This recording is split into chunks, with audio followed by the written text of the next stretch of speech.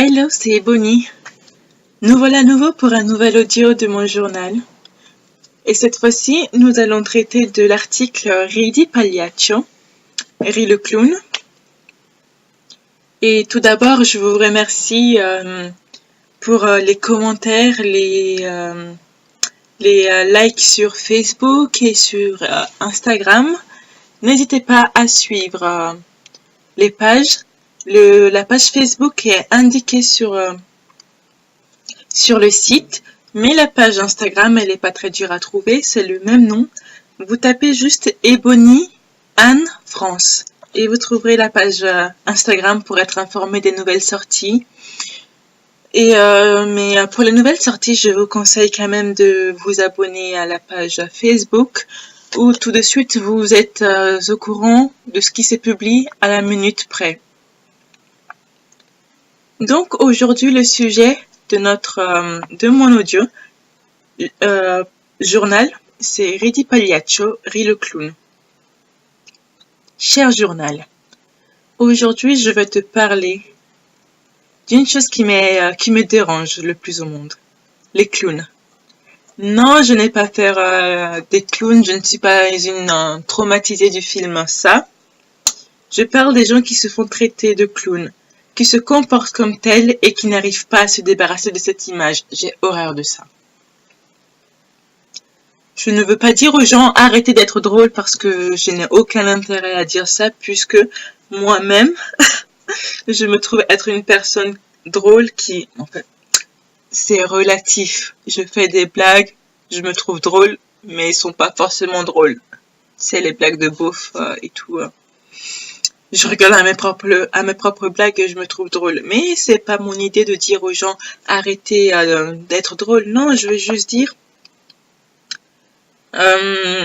arrêtez de vous donner un spectacle, mais ce spectacle peut être déplaisant. Il y a une image de vous qui en ressort quand vous êtes tout le temps en spectacle comme une personne qui n'est pas sérieuse. Et les gens du coup ne rigolent plus avec vous, mais ils rigolent de vous. Et à part des regards mal placés ou des gens qui se moquent de vous, vous n'y gagnez rien de plus. Alors, si vous êtes sur la page visuelle de l'article, vous pourrez trouver le petit moment culture où vous pourrez trouver Vesti la Giubba de Pavarotti. Si vous ne connaissez pas, c'est un chanteur, un soprano. Si je ne me trompe pas, je ne connais pas les mots techniques, mais j'espère que c'est ça. Et du coup, j'ai mis un extrait Mais je pense que vous pourrez trouver la vidéo entière sur YouTube, ce sera facile. Et pour ceux qui ne comprennent pas l'italien, j'ai mis la traduction et la vidéo commence à partir des 30 secondes. Vous pourrez cliquer sur 30 secondes après. Donc, c'est parti pour la traduction. Ah, rit le clown de ton amour brisé. Ris de la douleur qui te ronge, entre parenthèses qui t'empoisonne, le cœur. Donc, pourquoi j'ai choisi cet extrait et pas un autre? Et c'est la fin de la chanson, mais je trouve que cet extrait est fort et puissant en même temps. Il veut tout dire et par rapport à ce thème-là, il est parfait. Et voilà comment moi je l'ai interprété, parce qu'en fait il y a ce que le chanteur dit et comment nous interprétons les chansons. Selon moi, c'était « Ah, rit le clown de ton amour brisé ». Dans le contexte de ce journal, j'avais utilisé le mot « orgueil ». Ah, ris le clown de ton orgueil brisé. Ris de la douleur qui te ronge le cœur. Et dans cette chanson, on peut voir que Pavarotti est très expressif. Quand vous voyez en fait j'allais dire le clip, mais à la base, je pense que c'est extrait d'une pièce de théâtre, si je ne me trompe pas. Si je me rappelle bien, ça fait longtemps que je l'ai vu, mais ça m'a marqué. La chanson m'a marqué du coup, je sais plus d'où. Bref, je me perds, c'est pas ça le plus important. Mais on peut voir sur la vidéo que Pavarotti est très expressif, un clown blessé au plus profond de son être, et il ne peut plus supporter son image. Il se maquille, mais face à son miroir, qui pour moi est la représentation de la vérité ou de ce que les autres voient ou nous perçoivent, il ne peut plus faire face à cette image-là. Même on voit que ensuite il cache le miroir, il passe la main sur son visage, il essaie de se cacher, il essaie d'enlever ce masque, ce maquillage de clown qu'il a mis. Il est triste, il est anéanti. Il se laisse emporter par le désespoir. Donc, venons-en au fait. De quoi je veux parler? Donc, la personne dont je veux parler est une personne que je fréquente, pas du sens que c'est mon petit ami, quelque chose comme ça. Non, c'est une personne avec laquelle je travaille et on est parti pour travailler ensemble pendant quelques années, 2-3 ans. Donc, je ne veux pas mettre ce nom dans ça. Si on ne sait jamais, un jour elle tombe sur la vidéo, je veux pas qu'elle se sente mal. Et du coup, voilà, je voulais pas trop le mêler à ça, mais du coup, et je vais pas donner son nom. Juste un nom inventé.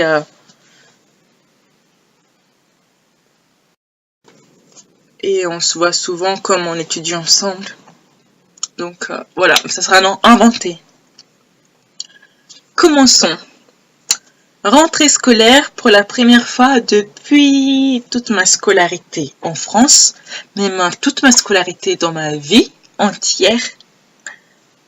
J'ai été étonnée, agréablement surprise. On était 6 noirs dans la classe. Pourquoi je dis que j'ai été surprise? Parce que depuis que je suis petite, je suis la seule noire de ma classe. J'ai été la seule noire de ma classe, ou s'il y en avait un autre, on était 2 maximum, mais ensuite, les choses faisaient qu'on était séparés, où on nous divisait, du coup on mettait pas les noirs à travailler ensemble, on faisait des groupes en sorte que, on a toujours fait des groupes en sorte que je ne travaillais avec aucun noir. Je sais pas si c'est fait exprès, mais par exemple dans toutes les écoles, quand il y avait un noir dans ma classe ou une fille noire, qu'il fallait faire des groupes. Et ben, il arrivait que je fasse groupe avec toute la classe. Avec chaque personne de la classe, j'ai une fois travaillé, mais qu'avec cette personne noire qui était autre qui était dans ma classe, j'ai jamais travaillé. Du coup, je me demandais même si c'était pas un complot, si les gens ils avaient peur qu'il y ait une prise de pouvoir dans la classe. Bon. Du coup, là, j'étais agréablement surprise. Je me suis dit, ah bah, on est 6 noirs dans la classe. Qu'est-ce que ça va être? Et en plus, dans ça, il y avait deux jeunes hommes noirs. Et cela venait casser un peu ma théorie, comme quoi, dans les écoles, il y avait des quotas de personnes noires. Et après, en réfléchissant, je me disais, ben, en fait, ça ne vient pas prouver que ma théorie était fausse. Ça vient juste prouver un autre fait, que comme c'est une école privée, du coup on la paye. Peut-être qu'ils n'ont pas fait attention à qui venait dans cette école-là. Ils n'ont pas fait attention aux têtes noires qui pointaient aux têtes noires qui pointaient dans leur école. Ils ont dit, tiens, cette personne, elle paye. De toute façon, nous avons un règlement très strict. Si elle n'est pas d'accord, bah elle paye, elle n'est pas d'accord, elle part, elle aura déjà payé, il n'y a pas de souci.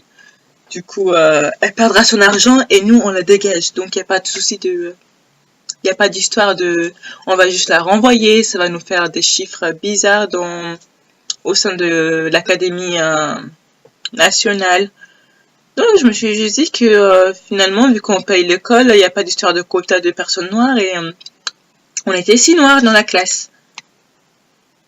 C'était plutôt une histoire d'argent. Parmi ces 2 jeunes hommes noirs, il y avait un Camerounais qu'on va appeler Francis. Il était plein de vie, plein de joie, et dès le premier jour, il se montrait ambitieux et, comment vous dire, j'aime les personnes ambitieuses. Et en plus, voir un noir ambitieux, mais quelle joie! C'est pas pour dire que les noirs ne sont pas ambitieux, mais quand ils commencent à parler de projets, il y a toujours quelqu'un qui va ouvrir sa bouche pour dire, ah, t'es sûr? Ou c'est des projets médiocres du genre, des petits boulots, des petits trucs qu'ils veulent faire. Je dis pas qu'avoir des petits boulots, c'est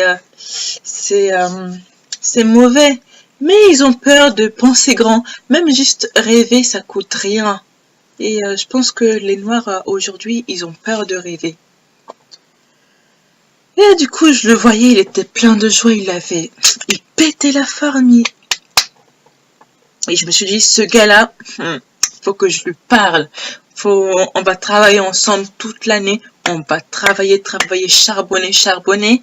Et on va réussir, quoi. C'est un but. Mais, si j'avais su, mais heureusement que je préfère regarder les gens d'abord. Et du coup, je voyais ce jeune homme, il était différent des autres jeunes hommes que j'avais pu côtoyer. Là, il était ambitieux et il n'avait pas la flemme de se bouger. Il avait un job étudiant à côté, il avait des projets. Donc, je me suis dit, bien, toi, tu seras mon ami. Or, le gars, premier jour de l'école, il commence à parler de ses projets. Et puis, j'apprends qu'il a les mêmes projets que moi. Je fais, ah bon.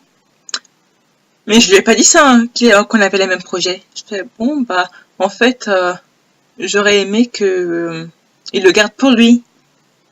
Parce que c'est un projet quand même qui peut rapporter gros si tu arrives à te débrouiller pour mettre en place.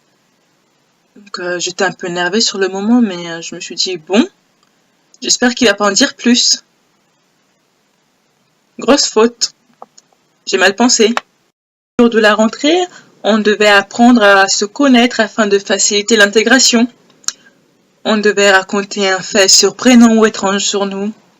Moi, je parlais du fait que j'avais passé un petit brevet d'aviation. le problème, c'est que j'avais envie de découvrir le monde du... le monde des pilotes, des hôtesses de l'air, être dans un avion. Mais après, mon fait, en fait, c'était que j'avais le vertige, pardon. Et donc, je ne suis jamais allée à mon baptême de l'air. Et ensuite, ce fut le tour de Francis, après que plusieurs personnes sont passées. Il quittait, en fait, je vais vous expliquer un truc. On était dans une salle de réception de l'école. Une salle de taille pas moyenne, mais ni trop petite. Je ne sais pas comment vous représentez cela. Mais déjà, il y avait des groupes qui s'étaient formés. Et j'étais avec les filles noires. Et on est, pardon, 1, 2, 3, 4. Oui, on est 4 filles noires. Et on s'était toutes... Non, à la base, on était 4 filles noires. Mais on était assises à 3 filles noires. Parce qu'il y avait une fille. Elle était... je ne sais pas comment on appelle les gens de l'île Mayotte. Je suis désolée pour vous. Mais je n'arrive pas à retenir le nom. Je suis désolée. Heureusement qu'il y a Google. C'était une Mahoraise. Et je sais pas pourquoi, mais bon, on n'est pas allé la voir tout de suite. On est resté entre filles noires, dark skin et brown skin. On savait pas trop comment appréhender la fille parce que, comment dire, parce qu'on sait entre nous que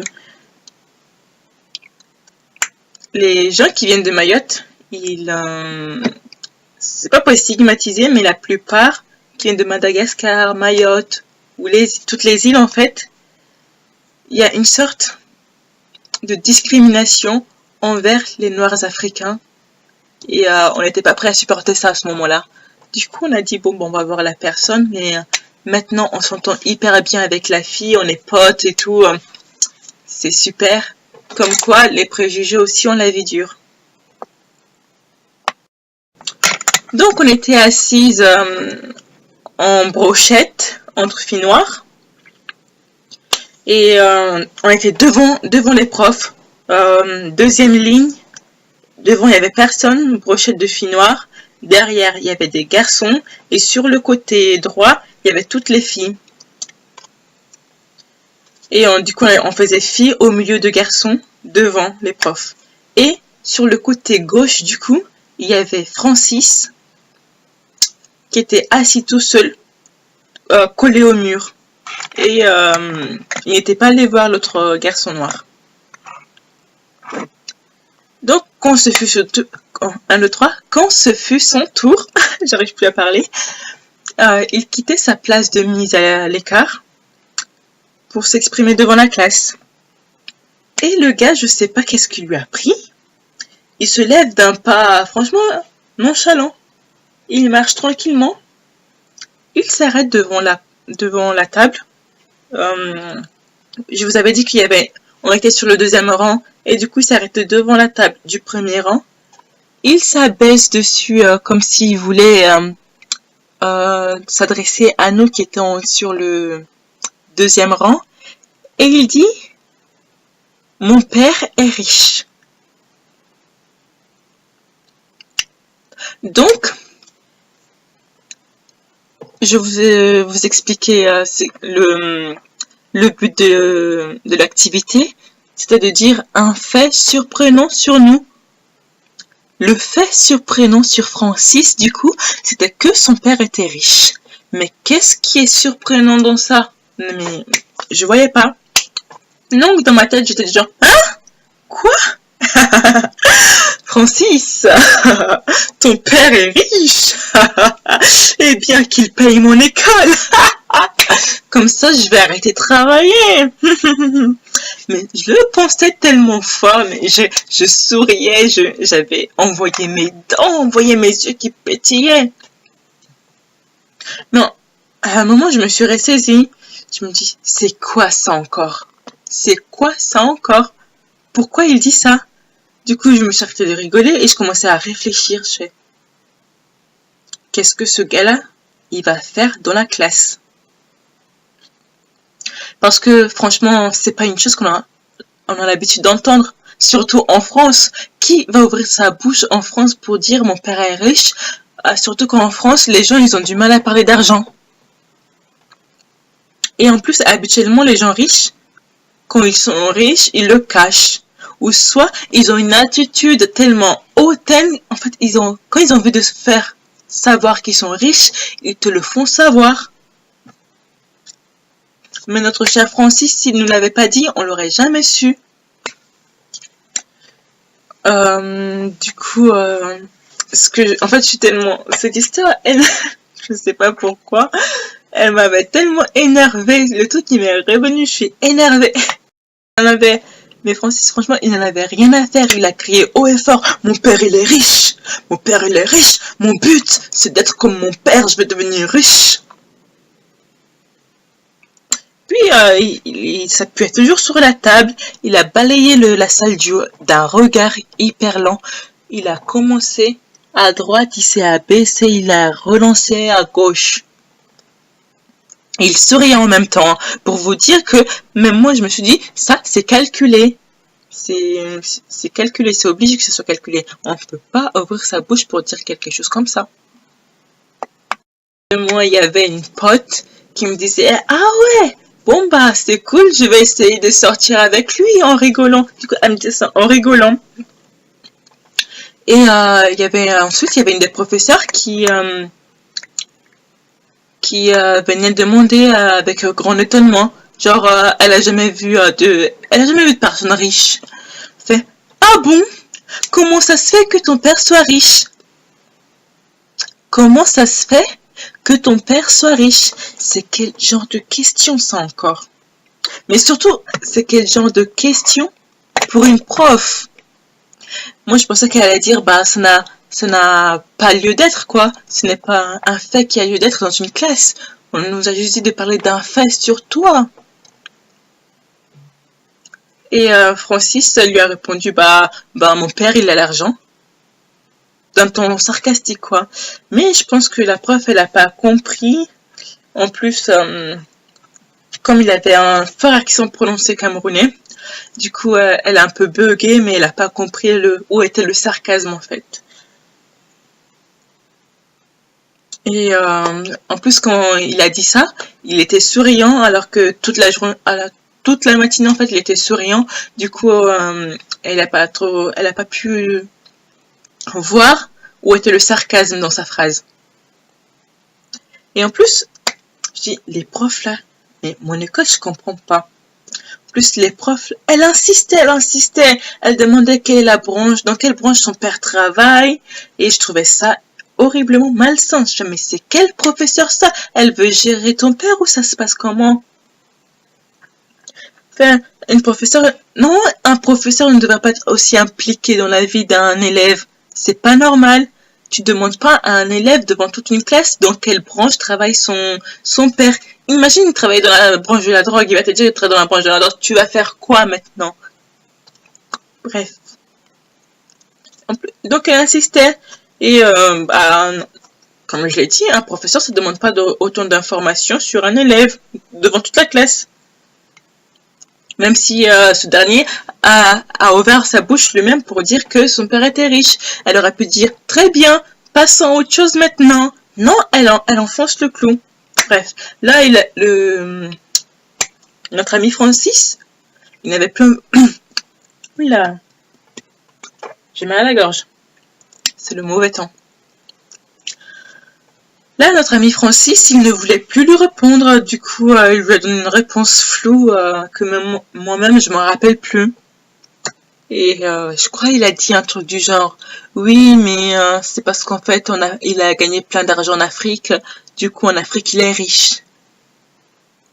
Et je dis, ok. Dans ma tête, c'était, ok, Francis, ton père, il est riche en Afrique. D'accord. Tu peux arrêter maintenant, Francis. Parce que je vais vous dire pourquoi j'étais dans cet état-là. Je vais vous le dire après. Donc, les personnes qui n'avaient pas calculé, Parce qu'en fait, le gars, il était assis sur le côté gauche tout seul, à la première place, collé au mur. Personne l'avait. Quand je vous dis, les gens qui étaient derrière nous, les gars qui étaient derrière nous, et les filles qui étaient sur le côté droit, entre eux, personne l'avait calculé auparavant. Et maintenant, quand il allait se déplacer pour aller retrouver sa place où il était tout seul, les gens commençaient à l'appeler. Ils disaient, Francis, tu veux pas venir t'asseoir avec nous? Francis, ah ouais, ton père il est riche. Francis, Francis ici, Francis là-bas, machin, machin. Je fais, ah, le gars il est pas bête. Intégration. Appelé pour faire les activités il appelait pour faire les activités d'intégration avec lui. Or, avant, il le voyait même pas. Et du coup, après ça, je me suis dit, j'ai l'impression que, en fait, j'avais eu un pressentiment, je me suis dit, ça va mal se passer pour lui.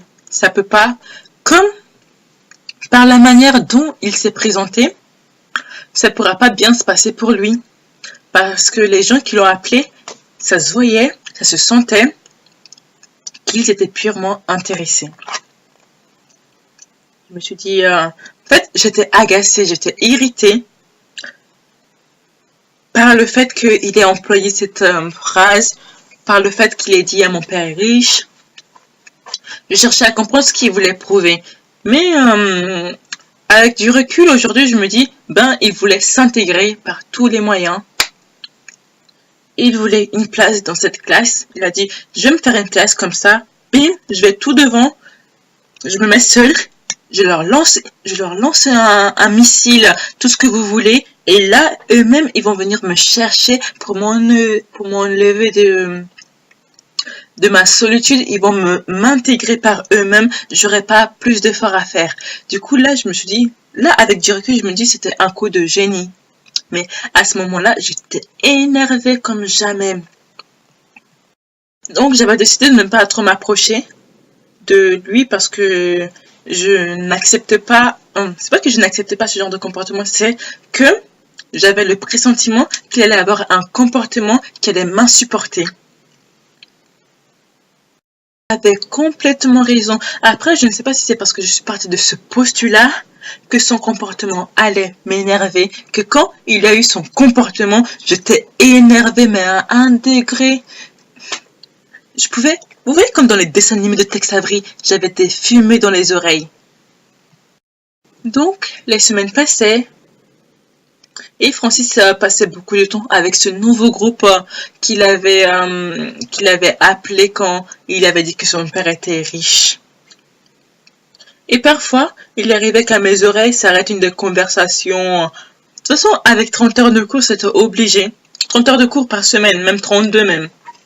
Par semaine, il y avait des trucs bizarres qui arrivaient à mes oreilles. Donc, il y avait un truc bizarre comme ça, c'est « Alors Francis, ça craint pas trop le Cameroun? Comment ça se fait que ton père est riche? Quoi dans la vie? Il y a de l'argent au Cameroun? Eh bien, Francis, ton projet là, tu penses qu'au Cameroun ça va marcher? Tu comptes t'y prendre comment? » Répétons la question. Eh bien, Francis, ton projet là, tu penses qu'au Cameroun ça va marcher? Tu comptes t'y prendre comment? Mais les gens! Donc, quand ils ont entendu l'argent dans leurs oreilles là, ils se sont dit, le gars, on va l'intégrer pour lui voler son argent aussi. On va profiter. Donc, quand j'ai entendu ça, là, mon cœur, il s'est envolé. J'ai dit, non, personne ne va voler mon projet. Parce qu'en fait, lui, il avait déjà grillé son projet. Il avait déjà balancé à tout le monde. J'ai dit, non, moi, mon projet, ça fait un moment déjà. J'ai pris le temps pour réfléchir sur ça. J'essaie de développer ça. Et vous voulez, parce que lui, il a ouvert sa bouche, vous voulez me voler mon projet aussi. Ça va pas se passer comme ça. Ça va pas se passer comme ça. En plus, ils ont le toupet de lui demander comment il compte s'y prendre. Et le gars, heureusement que il était même à une étape derrière moi, le gars, sur la réflexion de son projet. Lui, il avait juste le projet en tête. Moi, j'avais commencé déjà à écrire le projet, à faire des recherches pour savoir si c'était faisable. Donc, le gars, il a dit, il est en train de chercher les moyens. Il est en train de chercher les moyens pour savoir comment mettre son projet en place au Cameroun. Donc, il ne pouvait pas leur apporter plus de savoir sur comment mettre en place son projet. Et ces hypocrites-là lui demandent comment il veut faire. Je dis, non, no way, il y a pas moyen. Tu dis rien, Francis. Et heureusement qu'il a rien dit parce qu'il ne savait pas quoi dire. En plus, ils ont osé dire, et le marché là-bas, il est favorable, tu penses? Il y a des sous à se faire. Surtout dans cette branche-là. En plus, ils forcent sur les questions. Ils sont intéressés, ces enfants. Ils sont intéressés. Si tu ouvres ta bouche là, ton projet, ils vont faire 1, 2, 3, 4 parce qu'ils auront plus de contacts que toi. Ils auront tout ce que tu veux. Ils iront le faire pendant qu'ils sont là en train de te parler. Ils vont gratter toutes tes idées. Ils vont mettre ça en place. Et quand toi, tu auras fini de réfléchir là, tu vas te dire, bon, j'ai bien réfléchi, maintenant je vais me lancer, tu vas aller dans ton pays, tu vas voir que le projet, il a déjà été mis en place depuis 3 ans. Parce que pendant ces 3 ans-là, tu as ouvert ta bouche pour dire ton projet à tout le monde. Et vers la fin de la question qu'on ils ont demandé, tu penses qu'il y a des sous à se faire? Surtout dans cette branche-là, c'est idiot. Mais cet enfant-là, j'aurais pu me lever le gifler. Quand je vous dis que ce projet-là me tenait à cœur, vous pouvez pas savoir. Je vais m'enflammer là. Non, faut que je... Calme-toi, Ebony. Calme-toi.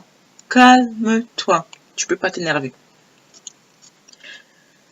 Il répondait à toutes les questions. Il fait, oui, vous savez, je vais me lancer dans ce projet-là parce qu'en fait, c'est pas très développé au Cameroun et qu'il y a vachement d'argent à se faire. Et quand les gens, ils ont entendu vachement d'argent, leurs yeux ont brillé, pring, pring, pring, ça... Je fais non, enlevez cette lueur. Ça ne vous appartient pas. Vous n'avez pas réfléchi à cette idée. Vous n'y avez même pas pensé. C'était même pas dans vos petits rêves là. Vous n'y avez pas songé. Vous n'aviez même pas de projet. Et si vous avez des projets, ils étaient plus médiocres que celui qui est en train de vous raconter. Donc, effacez ça de vos têtes. Effacez ça. Et le gars, il est là. Il enchaîne les réponses, machin. Mais il y a un truc que j'adore. Les stéréotypes. Les stéréotypes font que les gens, quand ils ne connaissent pas un pays d'Afrique, quand ils n'ont jamais mis les pieds là-bas, ils vivent que des stéréotypes. Donc, ils vont sortir des phrases bizarres du genre oui, mais en Afrique, il n'y a pas d'argent. En Afrique, les gens sont trop sauvages. Ils ne vont pas investir dans ça. En Afrique, patati. En Afrique, patata. En Afrique, blablabla. Et du coup, eux-mêmes, ils s'autocensurent. Ils essayent rien. Ils restent là-bas. Ils restent chez eux, dans leur pays. Bien fait. C'est bien. Restez chez vous. C'est bien.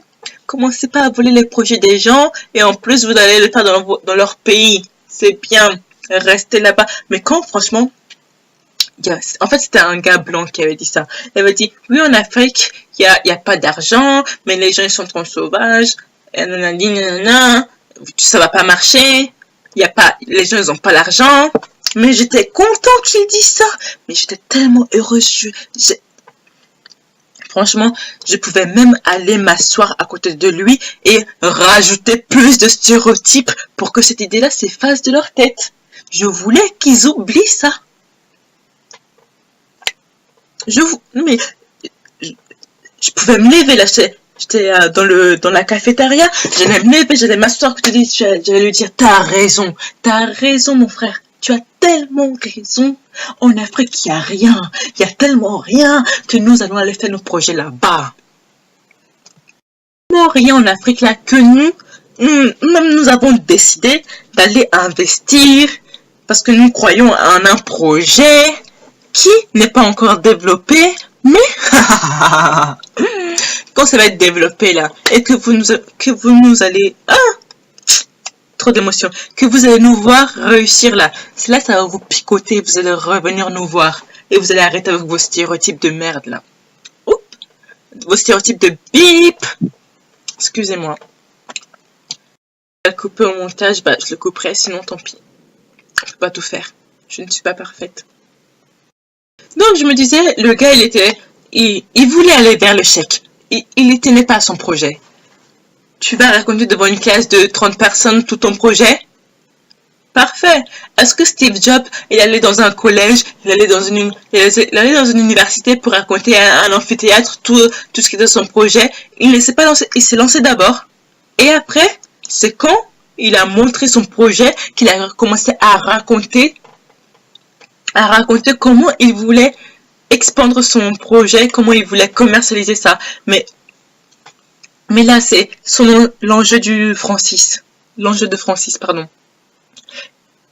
Tu n'as pas mis sur papier ton projet. Tu ne sais pas comment le développer, mais tu ouvres ta bouche devant tout le monde pour raconter ton projet. Tu veux faire de l'argent comment? Si quelqu'un qui sait comment mettre en place ça prend ton projet et lance tout avant toi. Tu ne pourrais pas être innovateur dans le domaine et tu ne feras pas plus de sous que lui. Donc réfléchissez bien avant d'ouvrir vos bouches quand vous avez des projets importants qui vous tiennent à cœur. Donc, jour après jour, il m'arrivait d'entendre des choses bizarres, genre des stéréotypes racistes. Mais en plus, quand il disait ça, ils n'étaient pas juste entre personnes blanches. Il y avait Francis, notre cher Francis, le Camerounais. Il était dedans. En plus, quand il disait ça, il rigolait. Mais là, à ce moment-là, ça peut laisser des phrases blessantes comme ça. Des phrases comme nègre de maison, là. Des phrases comme bounty. Des phrases comme vendu. C'est des phrases comme ça avec des gens comme ça, là. Que t'as envie de les dire, mais tu sais que ça fait mal. Du coup, comme je le pensais très fort, mais très fort. Mais je me suis tue, je le regardais, je dis ça là, je veux même pas que ça fasse partie de mes amis. Je veux même pas qu'il vienne me parler, je veux même pas l'entendre. Je vous jure, je voulais même pas l'entendre respirer à côté de moi, qu'on était assis à côté en cours. Je pouvais pas, même quand il levait la main. J'étais énervée. À ce moment-là, je m'étais pas dit... En fait, j'essayais de comprendre pourquoi il faisait ça. Après, comme il avait raconté un peu sa vie, il avait dit qu'il venait du Cameroun. Et du coup, je me suis dit, bah, le gars, il vient du Cameroun. Il sait pas trop comment faire pour s'intégrer. Bah, je me demande pourquoi il n'est pas venu vers nous, les personnes noires. Bon, il essaie de s'intégrer dans le groupe de blancs. Peut-être qu'il pense que... les noirs vont le baisser, les noirs je sais pas quoi, machin. Je lui dis bon, je vais faire attention à ça. S'il y a un problème, bah il pourra compter sur moi. Et j'ai mis dans la confidence mon amie qui était à côté, la fille qui avait dit que bon bah elle va sortir avec lui en rigolant parce qu'il est riche. Je lui ai dit bon bah en plus c'est elle-même qui m'a lancé dans ça. Elle m'a dit bon bah Ebony, on va le surveiller de près, il faut pas qu'il tombe dans des magouilles bizarres parce que franchement, je le sens pas le groupe là, ils ont l'air bizarres, ils vont le mettre dans des magouilles étranges. Et je lui ai dit franchement, j'ai pas de temps pour lui. Comment il s'est présenté là, c'est fichu. Il va aller pire en pire, mais elle forçait, elle me l'a dit non, il faut qu'on le soutienne, c'est un frère africain, il vient d'Afrique, il sait pas comment ça se passe ici. Je fais bon. D'accord, mais s'il fait des bêtises encore comme ça là, moi je le laisse. En plus, je sais pas, là j'ai une voix cassée, du coup en plus ça me fait donner un accent africain 100%. Je sais pas si c'est 100%, mais en tout cas comme ma voix elle est cassée, j'ai un ton grave, j'ai l'impression. Je vais me réécouter, mais si j'ai un ton grave, je vais m'écouter, je vais rigoler. Quand j'étais mise avec ma copine, on s'était mis d'accord pour garder un œil sur lui. Du coup, on essayait de l'éloigner un peu de ce groupe-là. Hein. C'était malsain ce qui se passait. On l'appelait quand il était en cours. On lui disait, hé Francis, tu veux pas venir t'asseoir avec nous? Hé Francis, tu veux pas venir manger avec nous? Hé Francis, c'est la pause. Tu veux pas venir nous parler? Hé Francis, c'est la fin des cours. Tu rentres comment? On peut marcher ensemble. Toujours, il refusait. Il refusait. Ou sinon, il venait et s'asseyait à côté de nous, mais dès que les autres l'appelaient, il partait. Mais dès que les autres l'appelaient, il partait vers eux. Il restait même pas avec nous. Comme si on était des chiens. Je lui ai dit, bon, j'ai dit à mon ami, bon, le gars, s'il veut pas qu'on l'aide, il a cassé de lui-même. Parce que moi, j'ai pas du temps à perdre avec des conneries comme ça. J'entends un stéréotype raciste là, mais qui vient pleurer là, faut pas venir chercher consolation sur moi. Moi, j'ai pas le temps pour des bêtises comme ça. De plus en plus, le gars, pardon, j'avais tellement faim, j'ai mis une madeleine dans la bouche. Le gars, il commence à faire les idiots. On lui pose une question sérieuse en cours, il répond n'importe quoi. Et puis quand il veut donner une réponse, il dit « Oui, mais dans mon pays, ça se passe pas comme ça. Oui, mais dans mon pays, machin, machin. Oui, mais moi, machin, machin. » On t'a posé une question sur le cours et tu ne veux pas... Toi, tu réponds en disant « Dans mon pays, machin, machin, on voit pas ça comme ça. » Ou il répond en faisant des blagues. Donc, franchement, ça m'agaçait. Et ça se voit que les enseignants, quand il écoutait, en fait, il écoutait, mais il secouait la tête du genre, t'es drôle, toi, t'es rigolo, toi, continue, et ils vont te saquer derrière. Tu vois, ils te prennent pour un idiot profond, débile mental. Et toi, t'es là, tu continues, tu souris. Tu affiches ton grand regard, t'affiches ton grand sourire.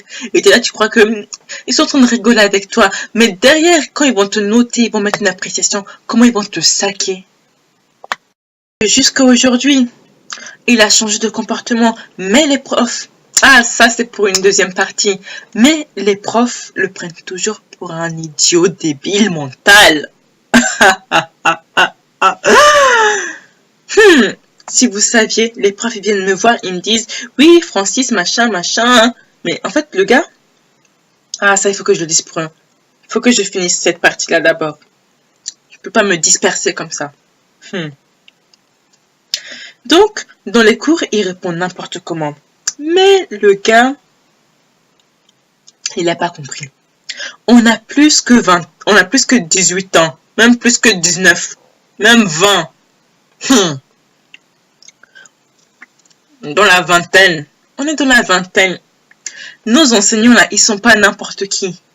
On a un enseignant là, il est maire, il est écrivain, il a une entreprise.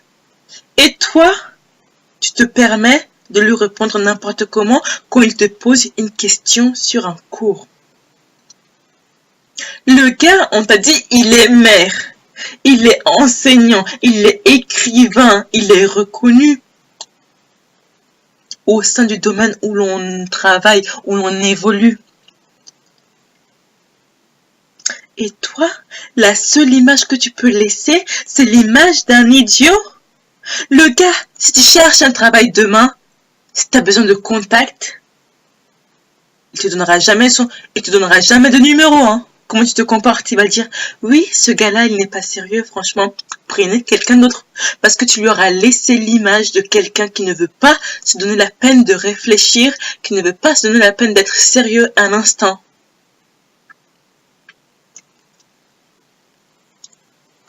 Et en plus, qu'est-ce qu'il laisse comme image par rapport au noir? Pourquoi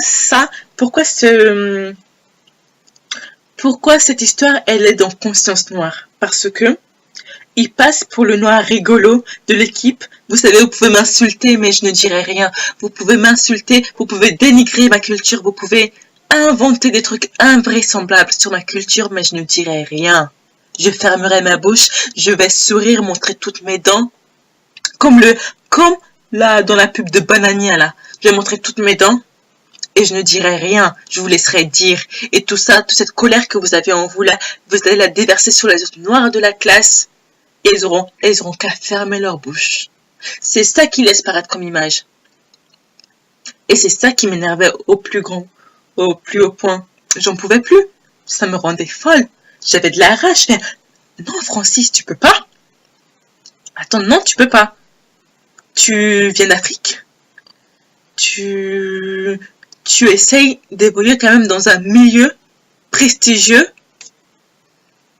une école privée qui forme pour un métier prestigieux, et tu veux faire des conneries comme ça là? Non, je suis pas d'accord, je me désengage de ça, je le regarde même plus. S'il s'est fait taper un jour là, on lui dit, il a été intégré dans un clan de Ku Klux Klan, là, ils l'ont frappé, ils l'ont fouetté, je sais pas quoi. Non, je suis pas d'accord, je pleurerai pas, il y aura pas une larme qui tombera pour ce genre d'idiotie. Ce que je me demandais, c'était s'il n'avait pas juste inventé cette histoire de père riche pour attirer l'attention, parce que aussi c'est un moyen d'attirer l'attention. C'est un moyen, comme un autre. Comme les gens qui s'inventent des vies du genre, oui, je fais du cheval, je suis machin machin, mon père est astronaute, mon père connaît un tel. Voilà, ils s'inventent des vies. Je me suis dit, peut-être que c'est bien inventé une vie, hein. On sait jamais. Ce moment-là, comment ça m'a pincé le cœur. Vous savez, ce moment-là où là, je parle aux personnes afrodescendantes, africaines, ou même des gens qui sont immigrés, émigrés. Quand une personne de votre pays d'origine ou de votre continent d'origine dénigre ce continent en disant que les gens là-bas sont des sauvages, sont indisciplinés, les femmes là-bas sont des sauvages, sont indisciplinées. Qu'est-ce que ça vous fait mal au cœur? Vous dites, vous avez envie de vous lever, de dire, mais quand vous aimez votre patrie, votre terre d'enfance, votre héritage, vous avez envie de vous lever, de gifler la personne, de lui dire qu'est-ce que c'est que ces comportements-là. Et du coup, moi, je me suis pas levée pour l'insulter, hein. Je l'écoutais, puisqu'il avait sa bouche derrière ma tête. Il était assis derrière moi. J'étais là, j'avais un pansement au cœur, j'avais mal, j'avais envie de... Je pouvais pleurer même, mais... Le gars, oui, les Africains, les Noirs, les femmes noires, ils sont ceci, ils sont cela. Là, j'ai même pas envie de le dire dans l'audio parce que j'ai pas envie que des gens bizarres tombent dessus et réutilisent ça. Et même si je le dis moi-même, ça va me faire mal au cœur. Donc, j'étais là, je dis, mais Francis, c'est quoi le projet? C'est quoi le projet? Toi-même, tu parles des Noirs, tu parles des Africains, mais toi-même, tu oublies que tu fais partie de tout cet ensemble-là. Donc, quand tu parles de tout ça là, quand tu parles... je sais pas pourquoi j'ai un accent là. C'est l'accent de l'émotion. Là, de tous ces comportements-là, ça t'englobe aussi. Et en plus, tu laisses une sale image, tu renforces les stéréotypes des gens médiocres de la classe là, des gens racistes qui ne savent pas penser là un peu de la classe. Et je me suis dit, c'est à cause des gens comme Francis qui n'ont pas de conscience noire, qui savent pas que ce qu'ils disent va impacter les autres noirs qui sont dans le même environnement qu'eux, le même groupe qu'eux, même la même classe qu'eux. Ils y pensent pas. C'est pas parce qu'en fait, ils viennent d'Afrique qu'il n'a pas de conscience noire. Parce que tous les gens qui étaient là-bas, ils étaient noirs. Du coup, il avait une conscience personnelle, pas une conscience communautaire. Au bout d'un moment, je me rendais compte que quand il arrivait qu'il soit absent ou en retard, je sais pas, mais pas en retard, mais C'était dans les heures de midi. J'étais plus à la cafétéria. Et du coup, là, hypocrisie. Hypocrisie peut tuer quelqu'un, mais heureusement que ça tue pas. Sinon, il y aurait plein de gens qui seraient morts à cette heure-là. Même moi, je pense que même moi, je pense que je serais morte même à cause de l'hypocrisie. Donc, ces soi-disant potes-là, quand il n'était pas là, comment il parlait sur lui, comment il parlait de son argent imaginaire qu'on n'a jamais vu, que j'ai jamais vu. Le gars, oui, s'il y a possibilité, on va lui faire organiser une fête, il va payer ceci, il va payer cela. Francis, on va lui faire organiser une soirée. Ça se trouve, il a pas de thunes, machin. En fait, ils avaient envie d'acheter des trucs et ils voulaient demander à Francis. La mauvaise. Voilà. Le mot mauvaise n'existe pas, mais je le dis quand même. Donc, vous avez des projets et vous attendez que Francis soit là pour financer vos petits projets là, de kebab, vos petits projets médiocres, de Pizza Hut, de Domino's Pizza, de tout ça là. Vous attendez Francis. Et après, mon moment préféré, le gars hypocrite avec qui j'avais envie de m'asseoir pour dire oui, en Afrique il n'y a pas d'argent, oui, en Afrique il n'y a pas ça, non, c'est bien, oublie ton projet. Ce même gars-là, il a ouvert sa bouche pour dire qu'il voulait peut-être réfléchir au projet de Francis pour peut-être s'y lancer aussi. Ils étaient là en train de discuter du projet de Francis sans que Francis soit là. Ils sont en train de dire, mais ils étaient en train de rechercher des trucs sur internet, ils étaient en train de parler, et moi je les écoutais, je fais parler, je vais voir où est-ce que votre raisonnement va vous amener. Je veux voir une autre vision de la chose, avec des yeux de blanc, je veux voir ça, dites-moi. Du coup ils parlaient de ça entre eux, et à un moment ils ont commencé à voir que j'écoutais, donc ils ont baissé leur voix.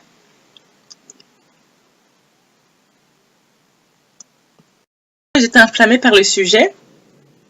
Ils ont oublié complètement que j'étais là. Ils commençaient à parler d'un sac que Francis avait. C'était un sac tressé. Et ils commençaient à se demander si c'était pas de la marque, si c'était pas de Louis Vuitton, des trucs comme ça. Mais je sais, mais vous êtes pourris, mais tellement pourris à l'intérieur. On dirait des michtos, mais version mec. Des michetonneurs. Et quand Francis était revenu de je sais pas où il était là, eh ben, il faisait comme s'il disait rien. Et il y a un parmi ce groupe-là. Comment il m'énerve. Il m'énerve toujours le gars. Quand je le vois, le gars, il se prend pour un beau gosse de film américain. Moi, je n'ai rien contre le fait que les gens aient confiance en eux. Qu'ils se trouvent beaux, je n'ai rien contre ça. Mais qu'ils osent faire qu'ils osent être hautains. Parce qu'ils se croient être beaux. Et en plus, ils se permettent de vous parler mal alors que vous ne l'avez rien fait. Vous ne les connaissez ni d'Ève ni d'Adam. Ils se permettent des conneries. Comme ça là, je suis pas d'accord. Le gars, je vais l'appeler avec son vrai prénom, comme je l'ai écrit dans l'article, parce que j'en ai rien à faire s'il se reconnaît, qu'il se reconnaît, j'en ai rien à faire. Qu'il porte plainte même, j'en ai rien à faire. Car cela ne le met pas en valeur. Donc s'il se reconnaît, si je ne sais pas par quel miracle il va tomber sur cet audio, c'est son problème. Déjà, ça veut dire qu'il s'intéresse aux noirs, tout ce qui a un rapport avec les noirs, parce qu'il aurait été dans la rubrique noire, conscience noire. Donc, faut le faire quand même. Et je ne pense pas qu'il trouvera la vidéo, l'audio.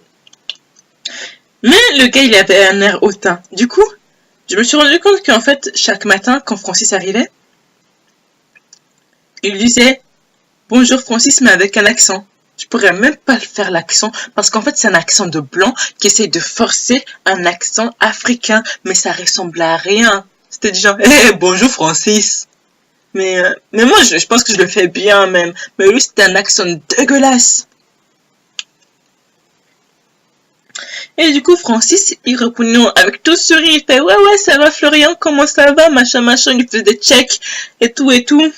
Et le gars, et tu sais, vous voyez le Florian, quand il lui avait fait cette blague-là, il était tout souriant, il était tout pétant, il avait refait sa journée en voyant un noir qui répondait à son imitation, sans problème. Le gars, Francis l'avait fait la journée de Florian. Je fais, non, je peux pas être dans une école comme ça, je peux pas, je paye chaque mois pour ça là.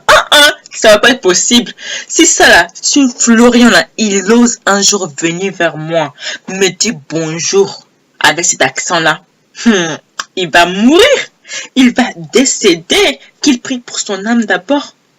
Parce que non, moi je vais faire un attentat dans cette école, c'est pas possible. On peut pas venir me parler. Qui c'est l'enfant de qui se permet de laisser un blanc venir avec un accent raciste comme ça là, venir lui parler comme ça. Si c'est mon enfant là, je le déshérite, il paye son école lui-même, il va aller laver carreau pour payer son école. Imbécile.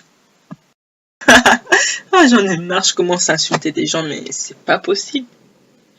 C'est pas possible. Donc les gens, vous mettez des enfants au monde pour qu'ils se laissent insulter comme ça. Non, je peux pas y croire. Je peux pas y croire. Donc moi-même, je me dis, mais je peux pas avoir d'enfant. Si, je peux pas... Ça s'appelle éducation. Ça s'appelle éducation. Comme le gars, il vient d'Afrique là. Je dis, il n'a pas eu quelqu'un pour lui dire qu'il y a des foutaises dans ce monde-là. Il y a des foutaises en Europe. Si un matin, il se lève et crie au racisme là, et qu'il cherche maintenant des yeux, ses frères et sœurs noirs là, moi je vais bien fermer mes yeux. Et s'il veut un mouchoir là, il n'aura même pas un Kleenex. Il va utiliser son habit là pour se moucher dedans.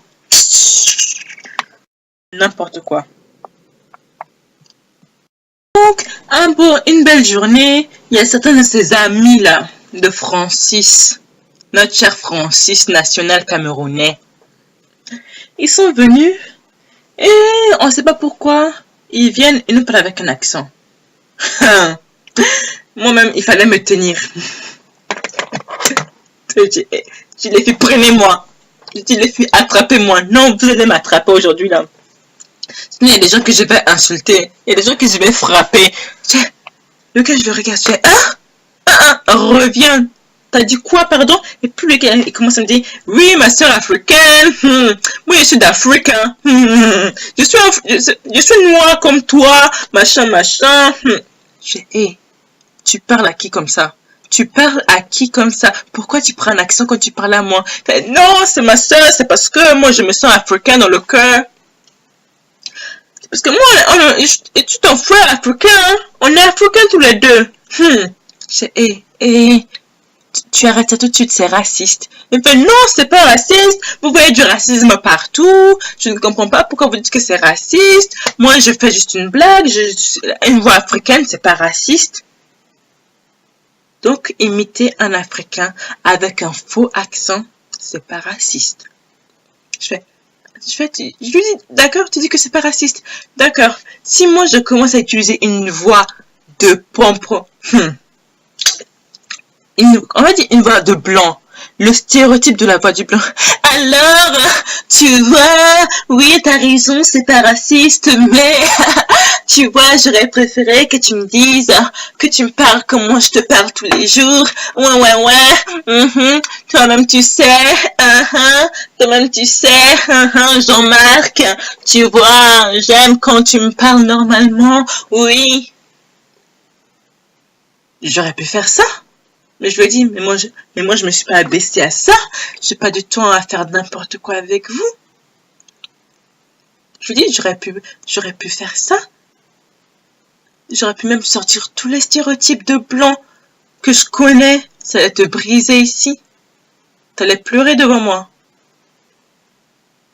Je demande juste d'arrêter de faire ça parce que ça me dérange. Et le gars, il a le toupet de me dire non, j'arrête pas, je fais ce que je veux, j'ai le droit. Aïe! Les gens là, vous connaissez juste j'ai le droit, j'ai le droit, j'ai le droit, j'ai le droit. Mais vous savez pas que vous avez des devoirs aussi. Vous avez les devoirs de respecter les droits de chacun. Et là, c'est mon droit que tu bafoues. Mon droit à être respecté quand je dis que je refuse que tu me parles comme ça. Tu me refuses un droit en insistant sur cet accent caricatural. J'ai le droit, j'ai le droit, j'ai le droit. Oui, d'accord. Continue. Bon, ça fait 1 heure que je parle. Pour pouvoir charger l'audio, il va falloir que je coupe maintenant, mais vous trouverez le deuxième audio juste en bas, j'espère. Et du coup, je vais couper excusez-moi, l'audio pour que ça puisse bien télécharger. Et on se retrouve sur le deuxième audio. À tout de suite.